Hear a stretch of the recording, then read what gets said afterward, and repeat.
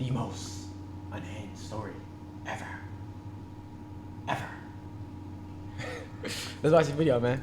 We all know that bullying is a pretty bad and common thing to happen within school systems, especially in anime. Wait, have y'all ever got bullied before? Listen, y'all boys, I've got a slight, okay, I wouldn't say I got bullied, but bro, I definitely felt a way about it, you know?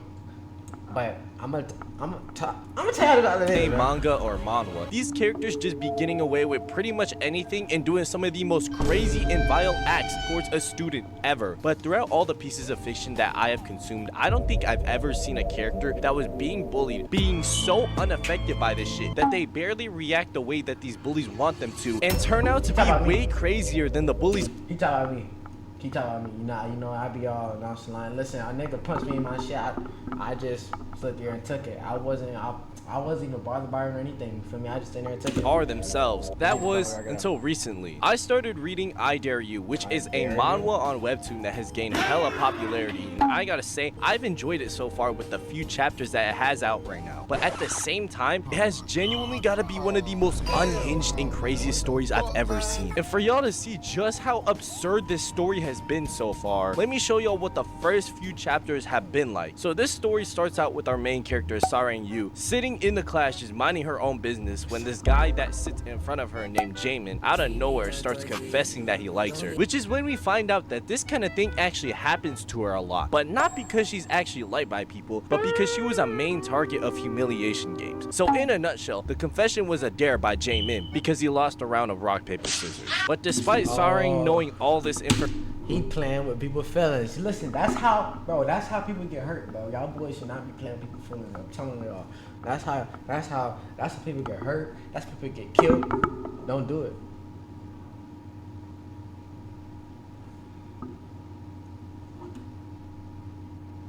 she kind of just feels nothing towards it. She doesn't really get it. We cut to Jamin talking to his group of friends about how Sarang Yu is low-key a little weird and some about her damn eyes being a little off-putting to him. To which this girl named Subin starts to dismiss Jamin's statement, saying that she's met a lot of weird people in the art field and she doubts that Sarang is weirder than them, making Subin want to find out for herself just what kind of person Sarang is like. So the next day in class, she goes up to her and asks if Sarang wants to join their humiliation game, and she didn't even get a choice or chance to talk and consent to this shit for real. She asked Subin, "Oh, you talking to me?" And without any warning, Subin goes rock, paper, scissors. "Oh, you lose. Hey guys, Sarang lost." Like, whoa. Gang, time out real quick. Ref, this has got to be some sort of violation. She was hitting Sarang with the, "Yo gang, we playing this humiliation game right now, right? Your Honor, there is no we here. She's speaking French. Send this bitch back to France with Wemby." Anyway, she continues on by daring her to kiss this dude Jamin in front of them. And right here, I don't know what the play was here, but without any hesitation whatsoever, Sarang goes in and kisses Jamin, leaving. Why can't it be me? Why can't it be me? Everybody in the room completely befuddled. And after she did it, she was thinking to herself, I don't get it. Were these motherfuckers expecting that I was just gonna block the shot? Is this what they do for fun? This shit's stupid as fuck. Jamin ends up standing up and running away like a bitch, and everybody else is like, damn, she don't care for real. She's kind of scary. Like, this is the first time they were seeing a person do something with complete free will. And for some reason, this girl Subin was low-key getting jealous when people were saying that she looked normal in comparison to Sarang. And when she asked if she was playing the game right, Subin was saying some, "Yeah, totally. You've definitely caught up to my level of weirdness." Yeah, this is the biggest lie of all time. This girl's sweating straight bullets right now. Subin then tells Sarang she should keep playing the humiliation games with them sometime, which Sarang tries to politely tell her to get her bitch ass on and fuck her lame ass games. But then Subin ends up blackmailing her, telling her that she'll just tell the school committee that she kissed Jamin since it is a violation of school rules, when she literally told her to do that. This is the stupidest petty shit I ever seen, dog. But it ends up working on her because Sarang just has a tiny secret that she's hiding, because if the committee holds a meeting with her, she has to bring her parents. And that's a bit of a problem, because this girl has been hiding her dead mom's body in the fucking freezer. And it gets even worse. The reason— Whoa, stop the music. What the fuck? Her mom is dead? Nah. Dead mom's body in the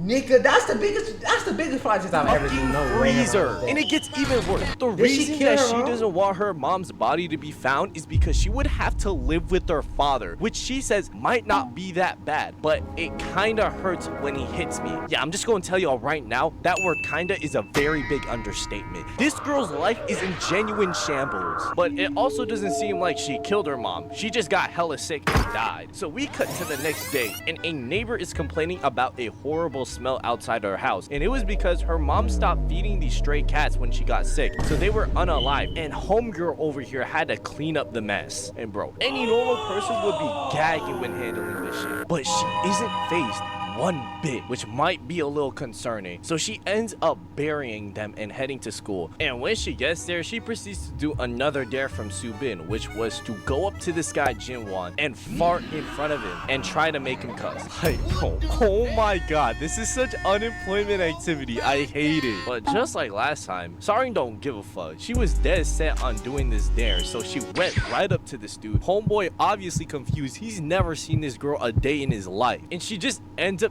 standing there awkwardly because she couldn't fart. So she was like, hold on, I'll be right back. And bro, what she does next left me absolutely hornswoggled, because this was the last thing I thought she was ever gonna do. In order to complete this dare given by Subin, she went and grabbed the cats from earlier. Please no.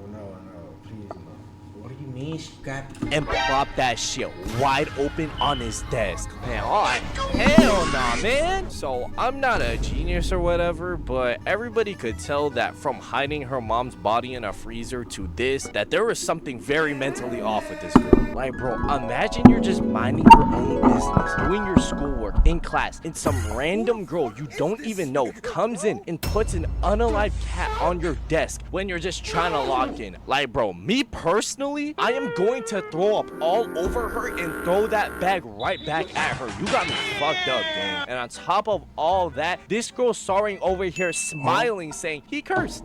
I won. Daughter, this girl needs severe help because what are we doing? But somehow, this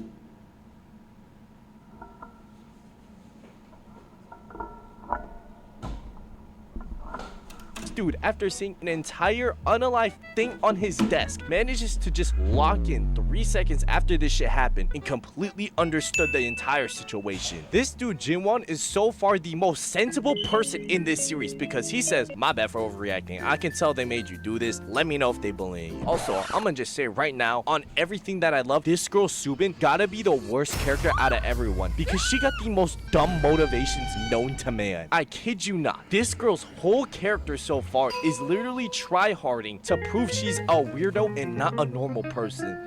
Like, what? To put it into perspective for y'all, she's trying to one-up a person's behavior who more likely than not has a mental health condition. Motherfucker, that is the stupidest shit I've ever seen someone try to do. This shit was getting so bad that even her friend was calling her out on it, saying she was a weirdo wannabe. Bro, I'm crying. He basically calling her a fake demon. And when she tried asking her teacher what that meant in art class, her entire class starts turning into Mr. and Mrs. Giggle shits. Like, bro, if I was her personally, I would air out the entire room. Now, this next part I'm gonna talk about, probably the best part I've read so far, because our main character gets her lick back, even if she doesn't know it. So Subin and her group give her a dare to essentially steal and run off with a soccer ball while the guys were playing in the yard. And after completing the dare, when Subin asked Sarin if she was having fun, she basically said, nah, it wasn't even a challenge, this shit was boring. I don't know if she was realizing it or not, but she was inadvertently calling them lame as hell, which is dead ass frying me. So then Subin is like, I bet, let's do another dare, but if you don't do it, you gonna get the shit slapped out of you. So this girl Sarin decided to give this girl Subin a little taste of her own medicine, and she pulled a fast one on her and said, bet, say less. Rock, paper, scissors. Oh, you didn't play? You lose! And what happens next gotta be one of the most diabolical things I've ever seen. Sarin gives this girl Subin a dare, and with a straight face, stares right into her soul and says, go stab and kill that kid who came for the ball and yelled at us. Nigga, what the fuck? What? Understandably, Subin is completely stunned and says, what? No, I can't do that. And before she can even finish her thoughts, Sarin cocks her arm back and then smacked the daylight out of her, not once, but twice. Nah, she's different. Nah, she's him, Brody. Nah, she's him, Brody. Wait a minute, bro. Hold on. Yo, ain't gonna lie. I might have to read this shit myself. I'm gonna have to read this shit myself. She was even gonna go in for a third, but her friend stepped in saying that she was going too far and stopped her, even though Subin was the one that started this shit. Like it or not, all of y'all, including Subin, had this shit coming, dog. After the entire ordeal went down, Subin's friends were like, yo, are you good? And Subin was over here looking like a Spurs fan in New York City trying to play this shit off, knowing damn well she wanna bust out crying because she didn't know she was actually playing with fire. But bro, what she does next might be the funniest things I've ever seen her do. She was telling her friends after flooding the entire bathroom with her tears that she just came up with the best dare ideas, trying to gas this shit up, only for her to go onto her phone and enlist help from the big GPT. This girl is wasting gallons of water to find out how to harm someone instead of just using that thing inside her head. We can't be serious, gang. And this shit gets even funnier when you realize she's an art student. Them motherfuckers hate AI. Be original at least. Fuck. When it came down to it, the lights were too bright for Subin, I guess. And Jinwon, after seeing the entire situation unfold right in front of him, he confronts Sarang, saying that she went a little too far. And this is where we get a crazy reveal about Sarang, because she says she apologizes and that this is how she acts normally on meds. Yo, this is you on normal mode? And then there's this piece of her inner dialogue thinking, should I go off my meds? Like, no, bro. You're good. You're good. I can't even imagine what this girl would be doing if she wasn't on her meds. It would deadass turn into Jujika no Rokunin. Just pure violence. So now, I'm gonna be completely honest. I haven't read any further than this, which is chapter 7, as of right now. And I'm well aware that I got more to read, but I just really wanted to make a video in just the chapters I've seen alone, because it is just completely insane from the jump. So far, pretty much everything that I've taken from this series is that the main character's life is actually terrible. How bad of a father do you have to be where your own daughter is hiding her mother's body because she don't want to be around your abusive ass? Not only that, that's probably why she doesn't socially understand what's right or wrong, and the fact that she had to grow up in a shitty environment just made it even worse for her. Anyways, I'll probably make another video on this webtoon when more chapters come out, but as it stands right now, we cannot end it here. Hold on. What is it? What is it called? Oh my god. Okay, whatever.